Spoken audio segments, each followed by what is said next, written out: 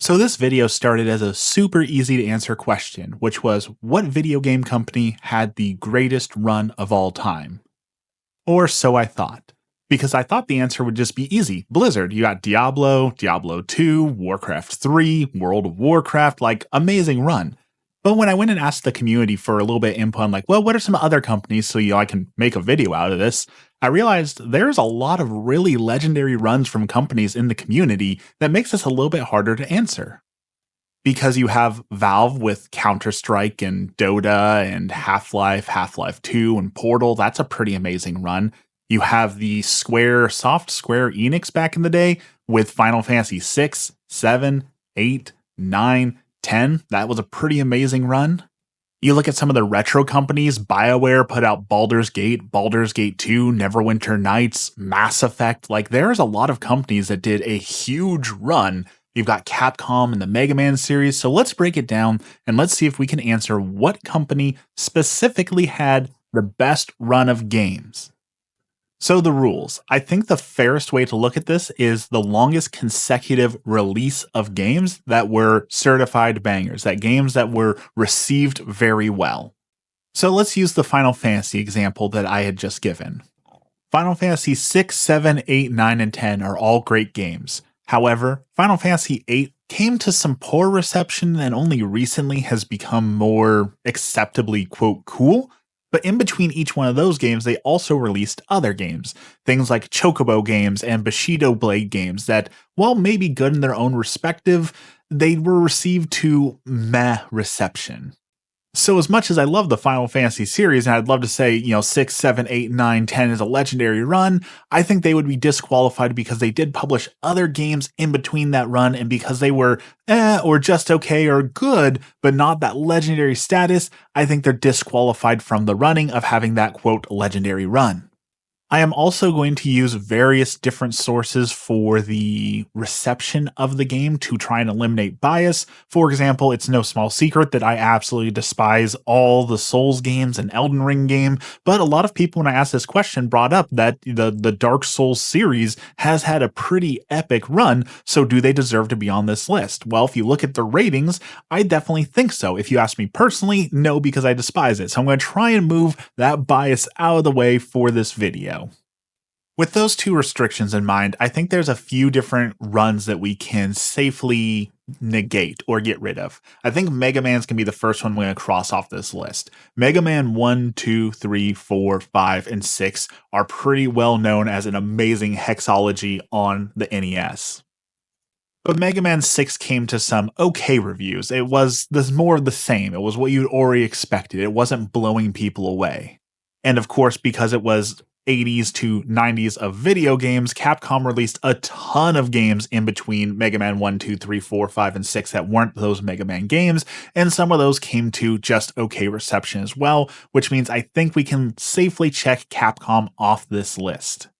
So let's look at contender number 1, BioWare.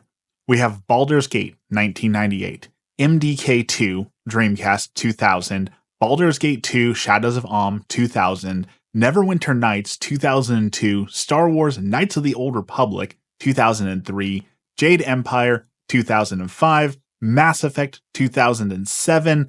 Now, in between Mass Effect and Mass Effect Galaxy and Dragon Age Origins, you have Sonic Chronicles: The Dark Brotherhood. I never played that. It's a DS exclusive game, but it did get good reviews, so I will keep the run going. But Mass Effect Galaxy came out on iOS to meh reviews. After Mass Effect Galaxy, we have Dragon Age Origins, Mass Effect 2, Dragon Age 2, Dragon Age Legends, Star Wars The Old Republic, and Mass Effect 3. Now, if we're not counting iOS games and Facebook games, that's a pretty awesome run. However, I do think we need to count those games because mobile games are video games. So if we cut off at Mass Effect Galaxy, that gives us a 10-year run from Baldur's Gate to Sonic. Not too shabby. 10 years of great games is pretty impressive. Mass Effect, of course, became its own huge franchise. Jade Empire, while now forgotten, has always had its own niche group of people who always loved it. Knights of the Old Republic, you can't go anywhere without people demanding a re-release or a remake or another set in this universe. It was a wonderful game. I personally have always had a soft spot for Neverwinter's Night and Baldur's Gate 2, so definitely a contender for a legendary run in gaming. Now let's look at FromSoft. I already put my disclaimer out there that I'm not a FromSoft fan, but I'm going to try and look at this objectively. Now, FromSoft has actually been around for a while. They made a bunch of games, especially like Armored Core in the past, but a lot of people will, of course, mention Dark Souls or maybe starting with Demon Souls. So let's look at that run. You have Demon Souls 2009. You have Dark Souls 2011, Dark Souls 2, 2014, Dark Souls 2 Scholar and Bloodborne in 2015, Dark Souls 3 in 2016, Sekiro in 2019, Elden Ring in 2022, and then the DLC that just came out for Elden Ring, the Elden Ring Night Reign in 2025. However, there are some other releases in between there. In between Dark Souls and Dark Souls 2, you have Mobile Suit Gundam Unicorn, Steel Battalion, and Armored Core Verdict Day. In between Dark Souls 3 and Sekiro, you have a VR exclusive game, Darakine, not sure exactly how to pronounce that. And between Elden Ring and Elden Ring, the DLC, you have Armored Core 6. Now, Armored Core does very well. The people who love Armored Core, so that's not a disqualifying factor at all. However, Steel Battalion, Mobile Suit Gundam Unicorn, and Darakine all have meh to good reviews. Nothing stellar or outstanding, which I think means if we counted the mobile games in the last one, we have to count the VR game here, which means I think FromSoft should be disqualified from this list. Again, I'm not trying to be a hater. I know I said up front I don't like them, but they do have other games that launched in between the run of Dark Souls that weren't received as absolutely outstanding great games, which means I think they cannot have the greatest run of games of all time. Now, if you're only specifically counting the Souls series and then Sekiro and Elden Ring, we could make maybe a contender for that. We could talk about that. However, that's not specifically what this video is, so I'm going to disqualify them and say this is not a contender in the run. Next up, I was going to talk about Gearbox Studios because, Borderlands had a pretty awesome run. However, as I was researching them, I saw that in between Borderlands and Borderlands 2, Duke Nukem Forever came out. I think that goes without saying, disqualified from this list. Next up, we have to talk about Blizzard. This is the one that I thought would win just on merit alone. Everyone knows about Blizzard's run. You have Diablo. The Lost Vikings 2 came out in between there. Great game. StarCraft, Diablo 2, Warcraft 3, Reign of Chaos, World of Warcraft, StarCraft 2, and then Diablo 3, and then a bunch of other stuff out there. I think I have to stop at Diablo 3, to be honest. Now, there are a couple I missed in there, like there's the expansion for Warcraft 3 somewhere in there, and then obviously expansions for World of Warcraft before the Diablo 3 came out. Diablo 3 came out in May 15th, 2012. And while it is now looked at fondly with great reviews, kind of like with Final Fantasy VIII, where it was initially kind of hated and now it's kind of found its way into a cool status, I really do think the run has to end here because a lot of people felt burned when it initially came out. There were a lot of flaws, there were a lot of problems, so I think the run really has to end with Diablo 3. So Diablo 1 came out in 1997. So we're going 1997 to 2012. That's what, 15 years? Pretty darn good.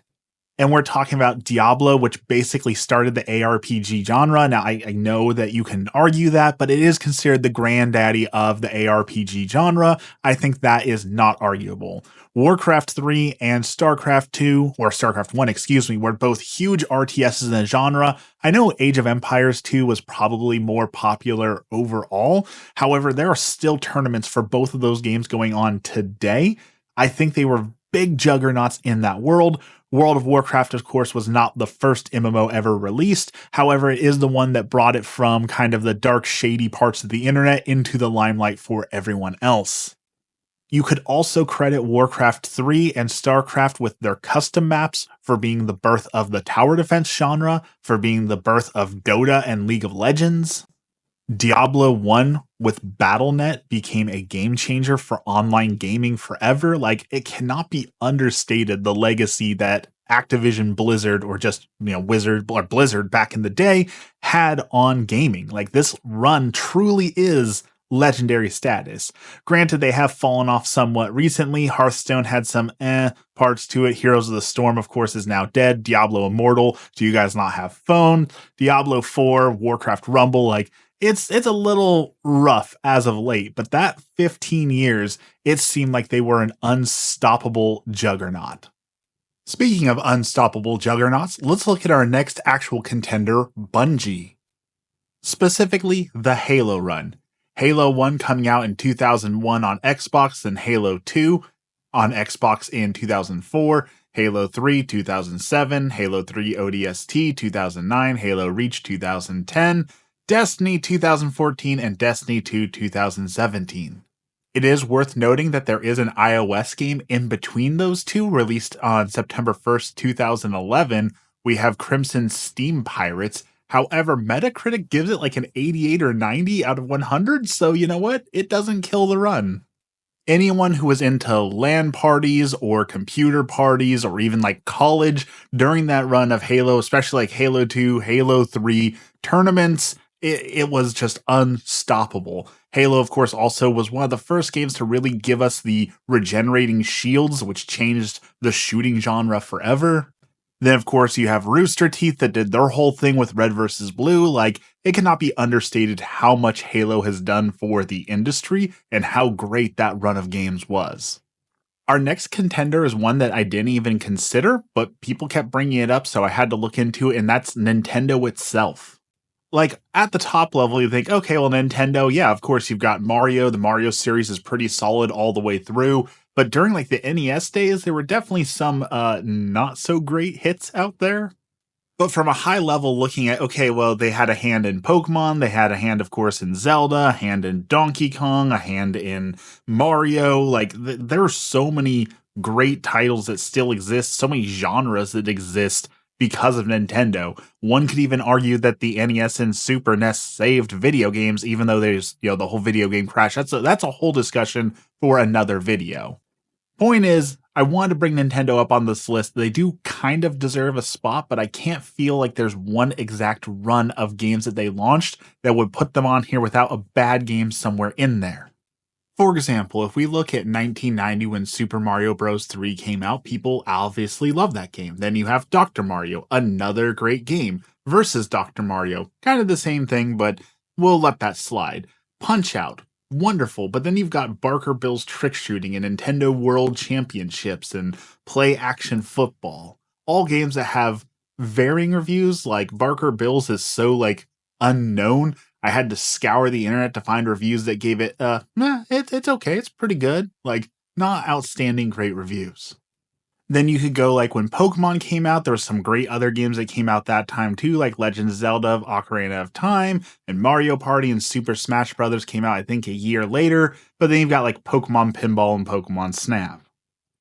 So while Nintendo has had its hands dipped in some great games, I just don't feel like they are deserving on this list.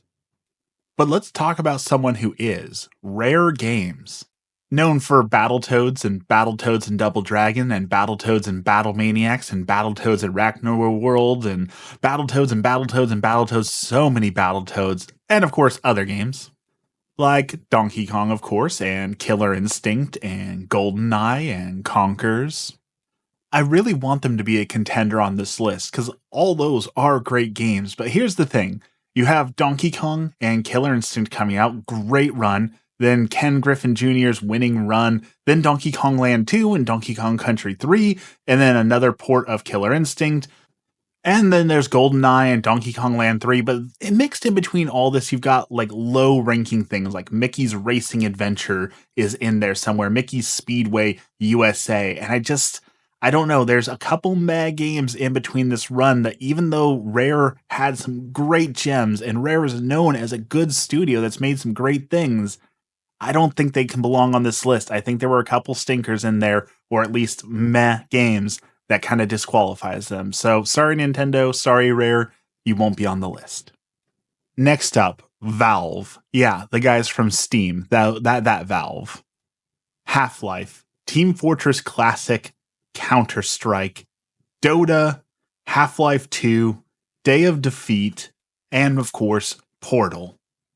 But wait, there's more because you also got Left 4 Dead and their super secret game, secret in quotes, Deadlock, that should be coming out sometime this year, but we'll see maybe on that. So if we're counting Counter-Strike 2, the last game that actually came out, even though Deadlock is on its way but isn't fully released right now in beta, we're talking from the original launch of Half-Life 1998 on Windows to current. That probably is the longest running streak of good games for this entire list, hands down. The closest thing I could find to a reason not to include it is, according to the Wikipedia of like list of Valve games, there was Alien Swarm released in 2010, and it's got some lower ratings, like a 7 out of 10. However, it looks like it was a completely free mod, like it was just game code and mod tools, and it didn't charge for it, so I don't necessarily know whether or not that counts as a game. And if it does it break the streak? Well, no, you still have Left 4 Dead before that. You've got Team Fortress 2, you've got Portal, you've got Half-Life 2. Like, there is still a legacy there. So I think they are the biggest contender for being a winner on this list. And I don't have a lot more to say than that because I know I'm going to lose some nerd points for this, but I never really played Half-Life or Half-Life 2. Like, I remember playing them when I was a kid, but like, I wasn't paying attention. I rented it for a weekend and rushed through it. So like, I really didn't appreciate it for what it was, according to how much people gush and love about it. And Portal, to me, was an okay puzzle game. Like, it wasn't anything special, but I know people absolutely loved it, so who am I to disagree? Now, Left 4 Dead, I could talk about Left 4 Dead for hours because I invested much of my childhood into that game. So I'm going to leave it to the experts to put in the comments down below how good Half-Life 2 is because I simply don't have the ability to gush about it. I think the last one we need to talk about is Rockstar Games, because obviously with Grand Theft Auto 6 and people still gushing about Red Dead Redemption 2, there is a legendary run that they have had. However, I do think it has been interrupted.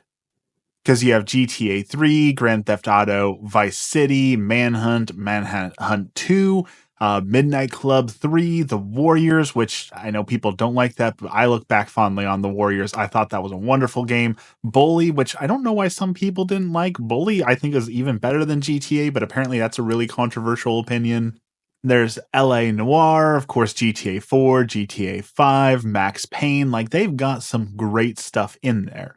But there were also a few games in there that might be questionable, so let's look at it. Manhunt 2 had a lot of controversy in 2007 and some meh reviews around 6s, maybe 7s. Red Dead Revolver has a few ratings as low as like 3s and 4s.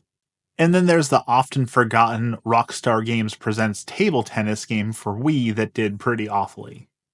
So while yes, they are very solid and have had some very solid runs, I think there's enough interruptions here that it's disqualified off the list. That is where I was going to end the list, but as a last minute entry, somebody mentioned to me EA Sports Big, and they definitely have some great games on here. They did SSX, they did Tricky, SSX 3, they did Def Jam, which is one of the greatest games, Def Jam Fight for New York. I think that's technically a different game, but the Def Jam series was a wonderful series of games. The NBA Street games, there's a lot of really good games in here, but looking at their critic scores, in between like SSX and SSX3, there's a few low rated games in here. Even like SSX Tricky has some low ratings. Technically, those are for the Game Boy Advance, but it still counts. So I don't think we can include them. But shout out to Tricky. That was a wonderful game. And I hope we get those snowboarding arcadey style games. I hope we get a rebirth of those soon. And another Def Jam. Please give us another Def Jam Fight for New York. Please, please, please. Going into this, as I said at the beginning, I thought this was an easy answer, and it was Blizzard. And to me, I still want to say Blizzard, but to be honest, after all this reading and reflecting, as big of a Blizzard fanboy as I was back in the day for Diablo and Warcraft and World of Warcraft, I think there's a couple other runs here that are better. Valve obviously has changed the landscaping of gaming forever overall with Steam, but also their individual games are individual masterpieces. BioWare had a great run that we talked about, but like Halo, as much as again, I'm not a huge Halo fanboy, that was indisputably a great series of games. Same thing with Mass Effect after they fixed it, but we won't talk about that. So this video is a little bit longer than I wanted to be, almost hitting 20 minutes. So finally, it is your turn. Comment down below, which one of these do you think is the deserving victor of greatest run of all time? Is it Valve? Is it Blizzard? Is it BioWare? Let me know down in the comments below. And as always, have a blessed day.